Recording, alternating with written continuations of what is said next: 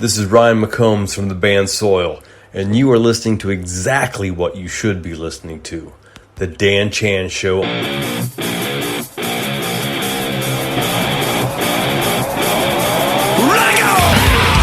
Hey Ryan, how's things, mate? Going good. Appreciate you having me on. That's an absolute pleasure. So you're in the UK now. How come you're now in, I believe, Swindon of all places? Explain this move. Gotta be for love. I've been coming to the UK, at least once a year for like the last 20 some years, touring and stuff. And I always wanted to retire. Like my goal someday was to retire in the UK. And but I love York. So that's where York I lived. I lived in York for 10 years. Oh, okay. I love history. Yeah. York was my destination. But then I ended up meeting my wife. She's born and raised in Swindon, so everything just happened quicker than planned. And I've been living here now it'll be 5 years this year. Well, how are you finding it? Is it what you always wanted? This heat wave we're having right now is complete bullcrap. That was the heat and the sun was not part of the brochure of moving to England. Of course. This is bullcrap. I was looking forward to like a Seattle type weather, a lot of gray, so and that's what I've always been accustomed to. So this heat wave we're having right now, I think, is complete bullcrap, and the sun can go away because I've always hated that fiery ball of crap. Well, okay, point made. Well, okay, let's get on to some Soil, that new album. I've read that you've got 2 records worth of material. How have you managed to get it down to just 1 album's worth? Well, we were basically asked to do 2 different records, and so we went in and we've actually recorded enough material for two separate albums. And the first one coming out here. Now I don't know about I don't know. There's no definitive on the second one. So I probably shouldn't even be talking about that right now. but the first one is August 26th here, and to play it forward. It wasn't something. Doing this wasn't even on our radar.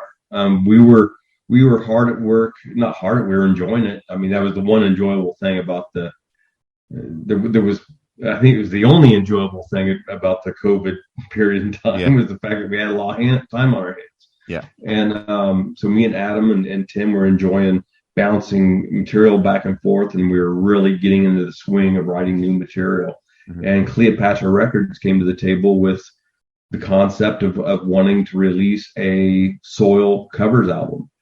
And like I said, it wasn't on our radar to do it.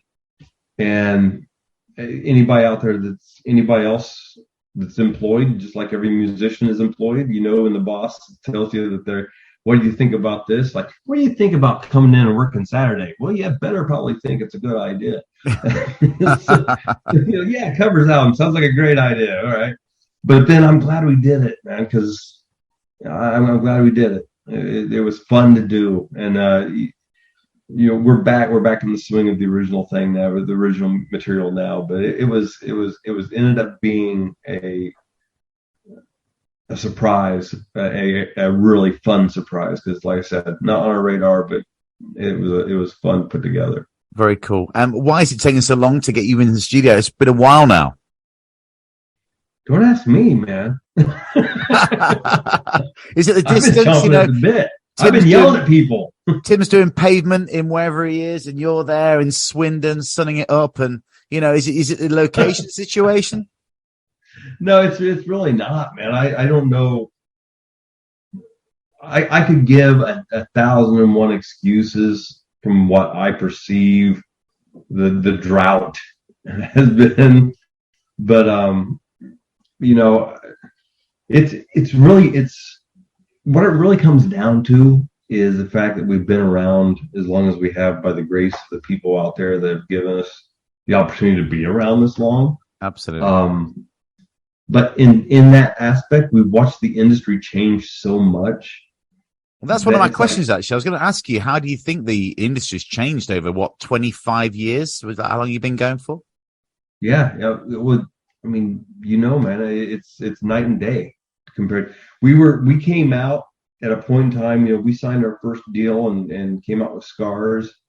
At a point in time, it was no one knew it at that very moment, but that really was kind of the last period of a really healthy industry as far as rock and metal goes, worldwide. Yeah. And it's changed immensely. I mean, I'm not going to be that. I'm not going to thump the book on anything, but the certain things that we deal with every day changed the landscape of music, and it changed how an artist survives. Changed the monetary income of a musician to where I think that's a big reason why we haven't seen a whole lot of musicians in the past 10 or so years, compared to the old days.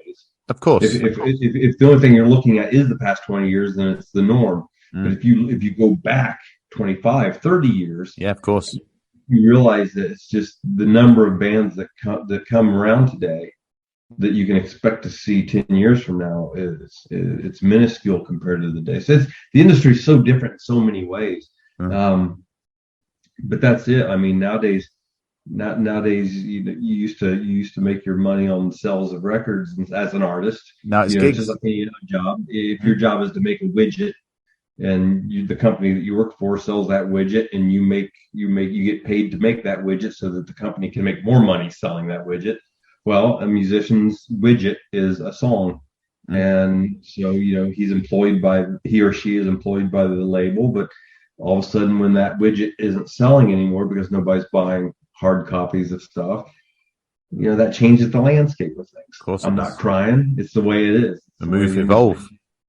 We're lucky enough to still be able to go do shows, and we came out at a point in time that before things completely changed. We came out in a time where we're still able to go out and make a living on the road, which is really what it takes for an artist these days. Which is exactly the reason why new artists have a hard time maintaining today, because it's a catch-22. Today an artist has to make their money on the road, has to make their money touring, has to make their money doing shows, selling merch, yada yada, everything that has to do with the touring, the live aspect. But if you don't have a name for yourself already, you're not making you're not making the guarantees, you're not selling the merch on the road, and so it's a catch-22. So I mean that's the negative. That the artists and stuff have that uphill climb these days to battle. I hate seeing that. So you hear so many good artists out there, and you see so many good musicians when you walk into a club, and you just want them all to have a fair shake and to get a chance to climb on that ladder without the rungs being covered in butter. Exactly. So going back to the recording and that, I mean, did you record remotely on this with COVID in the way, or would you get together, or? No, I flew into Chicago. I did all my stuff that you're supposed to do, and I flew into Chicago, and I spent about 3 or 4 weeks there, and we recorded a ton of stuff. And but as far as the build-up process, because it's the first time we've ever messed around with doing a covers record. Yeah. And Soil has always done everything in it's a democracy. Nobody's voice, and I'm not happy about that. I really think my voice is the most important one. But my opinion is the one that should be listened to. But the good thing about it is that, because that's the way the band has always ran, when it came time to do an album like this, a covers record, I think everybody has now that it's over with, we have the ability that each individual can be like, they can point at a couple songs on that record and be like, that's the songs that they championed. Those were their babies. And so everybody can walk away from a smile on their face. I'm sure at the same time, there's that coin is everybody probably has a song or two in their mind that they wish they would have yelled for a little bit louder. How did you But choose it? How did you choose those tracks? that's just it. Everybody had their choices. Everybody threw names of songs in a hat, basically, or for lack of a better. Everybody threw their ideas out there, Hmm. and it really came down to Adam and I as far as working the songs up. Adam would sit down with him and he would work on the guitar parts and kind of see, what he would make of it. Yeah. And then it came down. The next step then is he would send me those files, and I would lock myself up outside out in the wife's art studio, and I would throw some rough vocals. I mean, I'm talking rough because the fact that I can turn this computer on right now is probably the extent of my technology, my technical ability. So this stupid program thing that I used to record my vocals, I was so bad at it that at one point in time I had like 37 different vocal effects on my vocals, and I didn't know how to take them off. Every time I tried to take one off, I would just add like 5 more. And so my vocals that I was sending back to the guys for them to get an idea of whether we should do the song or not was so bad that you couldn't even, and I'd just be like, don't know what to do. I'd be on, like, we'd do FaceTime calls with Adam, and he'd try to help me through it, and I had it so messed up. Anyway, but we came up with what songs worked that way, long distance. Yeah. And then we ended up narrowing it down to about 12, 13 tracks that we took for this particular record that we took into the studio to record, and then pick the top 11. And there was like Black Betty, which is an old staple. That was a song that Cleopatra wanted on it, so that's why that song is all of a sudden back again. Yeah, so that was a song that they wanted on there. So we re-recorded that song and then put a modern twist, a modern version on it. Of course. But the rest of it is just, it's cool because it's not like one guy's. This is the music that got me. This was my childhood music that got me into it. This is 4 different guys. That really come from different areas of musical taste when they were kids. Going, these are the songs that we dig, and then some more. The Halsey song "Nightmare." That was more of that was an Adam idea, and we all went, "What the hell?" Great. Yeah, it's great. But then we tore it apart. It was like, dude, that'd be kind of cool. Yeah, it works. It so works.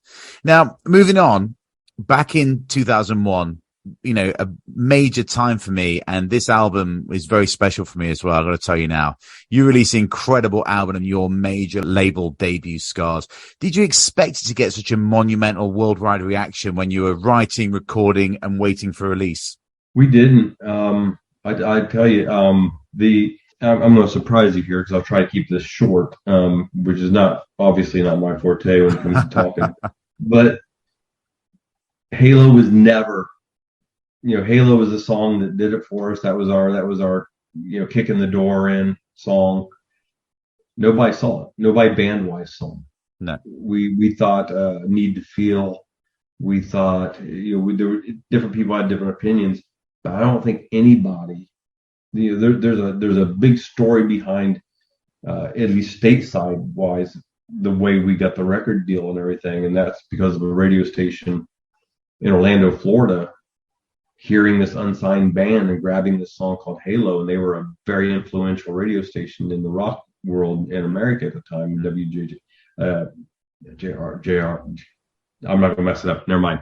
But great radio station in Orlando, Florida, and they chose to spin a song called Halo. And that's what did it for us. But at the time that they even contacted us about doing that, about spinning the song on the radio station, we thought it was going to be Need to Feel. We thought it was going to be all these different tracks that we had done demo-wise. We never thought Halo was going to be the one. So the fact that it took off the way it did, the fact that it led to a real label, it wasn't just a label. We were being courted by every label. It was amazing, and we went from standing outside of the rehearsal spot one night me having my truck packed, getting ready to move back to Indiana, and Adam telling me, dude, let's just do one more demo, which is the demo that Halo was on. Let's just do one more demo. We went from that to being courted by every friggin' major label, and Wow. and where we are, and the fact that we are sitting here, and here you are, Dan, giving me the time of day, and we're chatting. 25 years later, it's Crazy. I don't know if I answered your question, but yeah, I don't know.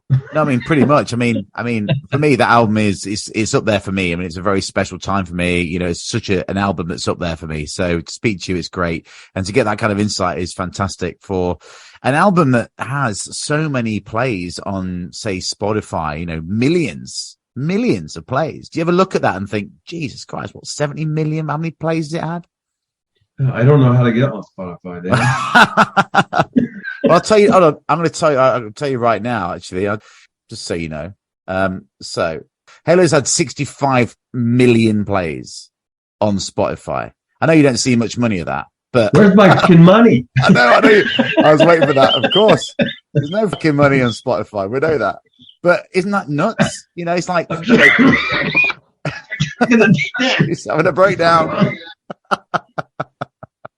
But it's true, though, isn't it? It's like Ryan McCombs finds out the numbers behind Spotify and has a stroke.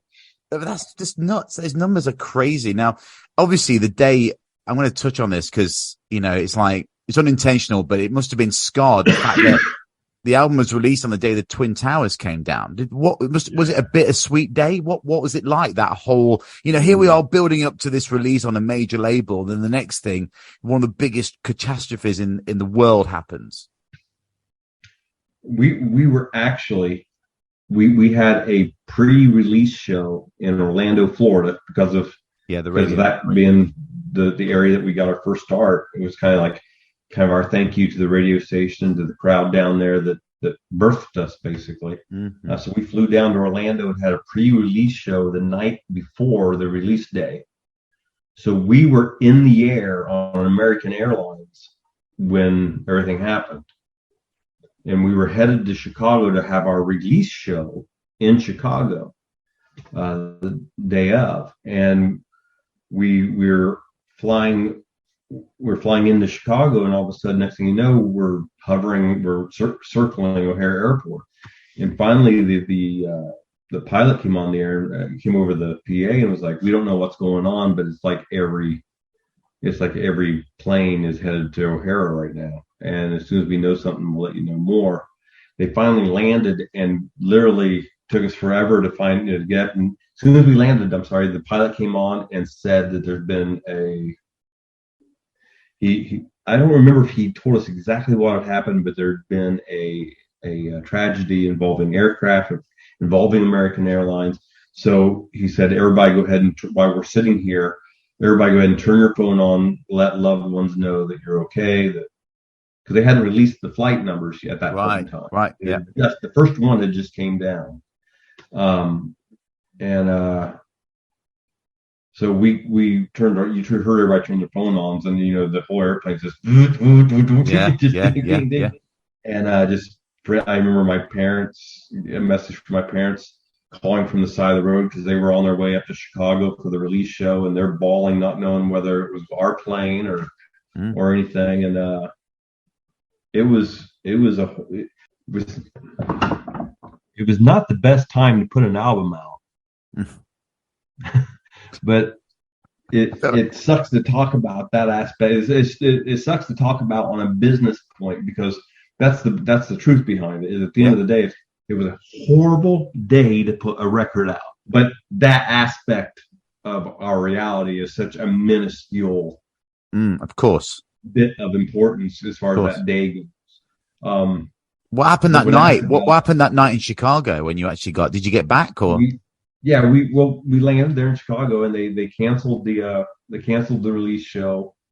And I remember we met that night in a hotel room, and to make a decision of whether we had a tour booked, and so we made a decision on whether or not we were going to continue this tour, or take a week or two off or whatever.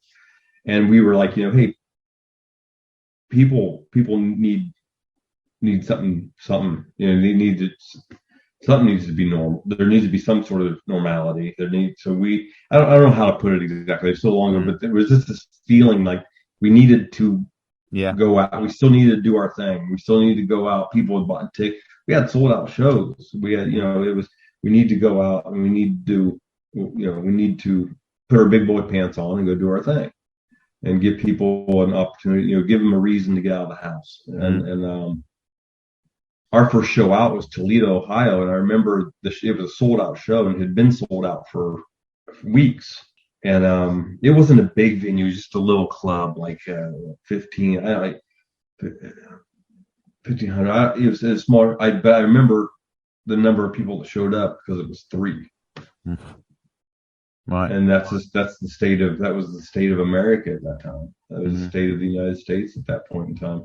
So it was way more important stuff, of course, than Soil having a record come out. But man, business wise, not a good day for a release. Oh my God. Honestly, you couldn't write it, could you? So, I mean, I could talk about all day about this, but I mean, I'm going to go back to the beginning. When you guys got together, was it 97? The band came from like a death metal background. How did you find your sound from like death metal to this, alternative metal, should we say? I was the one guy in the band that didn't have that background. Yeah, I know that. But I mean, how did those 3 then pick you up then to create this Soil sound? Well, they had gotten, they'd all been friends in that same scene. And so just talking here and there, I think just the conversations came about, through conversation came about the desire that they all had to do something closer to the type of stuff they grew up to, which was, Adam was a big Ozzy fan growing up, and Tim was a huge Motley Crue fan growing up. And so they grew up listening to, they didn't grow up listening to death metal. Their roots were rock and were, heavy metal at that time. Mm-hmm. And so they got together and they started writing this material that ended up being Soil, and they didn't have a singer, and they got a hold of me. There was a compilation CD called Wild Rags out of California at the time, and one of the bands that I was in back in Indiana, was featured on that compilation of unsigned bands. And Tim always told the story that it was all, he had a subscription to this magazine, and he was like, it was always death metal stuff, and that's why I had a subscription, as Tim would say.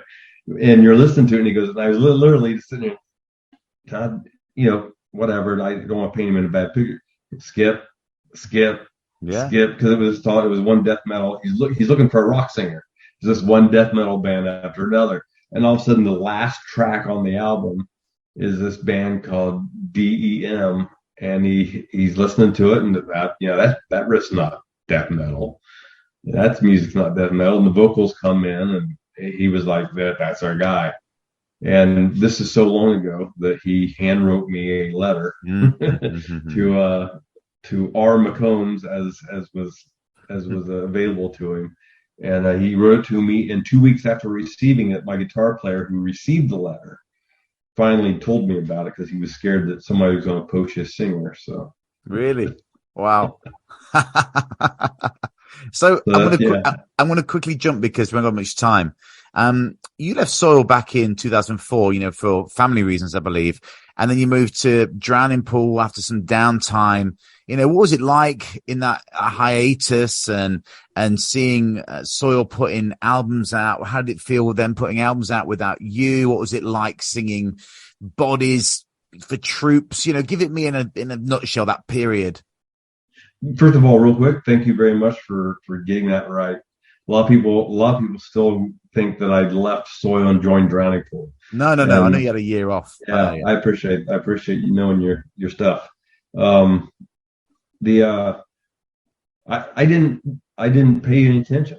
I still haven't listened to, as bad as it is. Oh, really? I still haven't listened to the Soil albums when I was in the band. I was so over music at the time. I didn't care. They could have, won the golden ticket. I didn't care. I was burnt out on the business side of things, and I just wanted to go home and be a husband and a dad. Yeah. And the only thing that brought me back was, the only thing that got me back into music again was the fact that it was the Drowning Pool guys that got a hold of me. Mm. They were some of my best friends at the time in the industry. I loved Dave and the original, the singer, of course. the original singer, Yeah. And knew all of them through that relationship. And I don't think I had labels and stuff had getting a hold of me about wanting me to work with this band, that band. Different bands were actually getting a hold of me about doing things, and I just had no interest. But it wasn't until the Drowning Pool guys got a hold of me that it was like, yeah, this is, if I'm ever going to do it again, this would be the right situation with Mike, CJ, and Stevie. Yeah. So doing Dave's stuff was weird for me because of that respect that I had for him and for as a person, alone a lyricist. And I still, even after getting with the guys and jamming a couple times, I still didn't feel right. It wasn't until Dave's mom called me one time, and after a conversation, she was like, "I just want you to know that if anybody was ever going to do it, David wanted to be you." Mm-hmm. And That's at that point in time, that's all you needed. You can't argue with his mom for Christ's sake. So done deal. All right, we're doing it. Absolutely. So it was an amazing experience. And you brought up the troops. The USO shows that we did for coalition bases for two different tours in Iraq, 2005, 2006, South Korea, bases, military bases all over the world. Those were, I've been blessed with the opportunity to play amazing venues, amazing shows, amazing festivals, but those USO shows were the most humbling, amazing experiences of my life. I mean, just for you are in Baghdad in 2006. Yeah. Wow. And the men and women staring back at you, going nuts.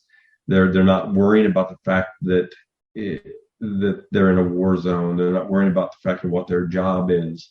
And for that moment, they are in a rock show. Yeah. And being able to be a part of that and see that and experience that, it was the greatest. It was absolutely just I assume it's bodies that got them, because obviously the US Army adopted bodies, didn't they? Is that right? Yes, they did. I've seen a lot of home videos. Yeah, I have as well. I've seen some videos as well. Bodies being played to it. Yeah. Wow, you must miss performing that track. Yeah, it was. Yeah, I miss. I do. I miss the tie to Dave. Yeah, I miss that feeling that I early on, especially there that feeling of keeping his name legacy, keeping his words alive. Yeah. After a while, regretfully, you're doing 5-6 shows a week, year in, year out. I lost track of that probably a little bit, and when we then decided to part ways, but it was playing that song was awesome, but playing all of his songs were awesome. Of course. Reminded and Tearaway and all of the Center. It was cool. Just, I'm sure. Speaking his word, I've always been a horrible cover guy as far as live goes. I was never in a cover band back then. No. Because I can't remember I can hardly remember my own shit, let alone other people's lyrics. But to do Dave's stuff was just special. It was cool. Yeah. On to the touring plans. What are the touring plans? It's been a while since I saw you. I've seen you at Rock City in Nottingham, and I was at the Download. I was at Download when you didn't make it. Remember that one? Oh yeah. I was there waiting in that tent when you didn't make it. Yeah, we were on a bus limping from Germany, Yeah. trying to get there in time, and everybody from download calling us back and forth, just going, "Where are they? I don't What? know. We're trying What to actually? get." I'm trying to remember. I'm trying to wrap my Here. brains. It's many years ago. What actually happened? Did you come on stage with somebody? Drowning pool. Drowning. It was, wasn't it? It was Drowning Pool. Yes. It was Yeah. Drowning Pool in that tent, and I was there. And you came on because you were due to play the day before, earlier, or something like that. You got a Yeah, moment there. we were on our way in, limping. Bus was limping, but we were on our way in, and they were like, "You missed your time slot, but Slayer isn't here either. So if you get here in time, and Slayer doesn't get here, you can have Slayer's time slot." And I'm thinking to myself, all I want, if we're playing main stage, all I want is a chance to play main stage, download. I hate that we're missing our slot, but if Slayer doesn't make it, we can get their slot. That's awesome. And then it sets into your brain, I don't want to be the band in Yeah. Slayer's position. Yeah. Oh my God! Yeah, can you imagine that, ladies and gentlemen? Not Slayer soil. Right? You don't want to be the band taking Slayer's spot. Those piss bottles flying at your head. Oh yeah, absolutely. I mean, yeah, I've joked with Carrie about that afterwards, but I was like, I wanted to do it so bad. At the same time, I'm going, God damn it, I hope they get here. Brilliant. Now, listen, we've got very little time. What's left to achieve for Saul? You've done so much. We've talked about millions of plays. You've toiled all over. What's on the bucket list? Is it just keeping going, keeping on? Man, I never wanted to be a lead singer. I always fought it. I've always been a bass player at heart. I didn't even care about hearing what I had to say. I didn't think anybody else would, as far as being a front man goes. But so to me, writing music was always the big thing. Nowadays, 25 years later, I miss people. I'm going to get on that stage as long as I can, and as long as people will have me, and as long as I can convince people to keep booking shows, I'm going to keep doing it. And So we're expecting more shows. We're expecting more shows, right? Absolutely. I'm actually doing an old school record release party in Swindon on the release date, August 26th. A free entry, just giving the fans, giving Soil fans here in the UK a reason to travel down to Swindon and have a little old school listening party. Amazing. Ryan, a total pleasure, my friend. Looking forward to the new release and seeing you on the road, sooner than later. Thank you so much, Dan, for your time. Just I appreciate you giving me the opportunity to speak with yourself and to speak with the people out there to give me a job to do. Thank you.